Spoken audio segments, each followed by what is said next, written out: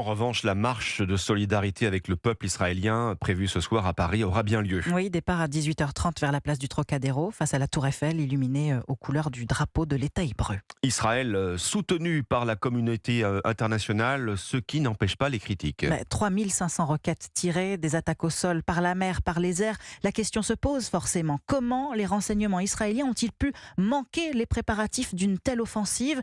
C'est le plus gros raté sécuritaire du pays depuis un demi-siècle.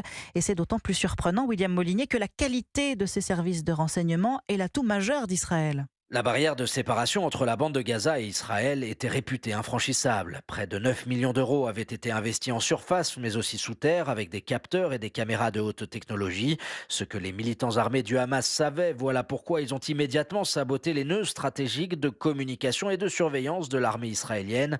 Étape préalable à l'infiltration que les militaires n'ont pas pu déjouer, se retrouvant en quelques minutes seulement sourds, aveugles et muets. Au-delà de la faillite sécuritaire, l'erreur d'analyse du renseignement israélien interroge: comment n'a-t-il pas pu détecter la préparation d'une telle opération coordonnée, nécessitant forcément des soutiens financiers et logistiques? L'état-major israélien a pensé contrôler la bande de Gaza grâce à sa supériorité technologique. Il avait donc ces derniers mois les yeux rivés vers le nord du pays, redoutant surtout la menace du Hezbollah libanais.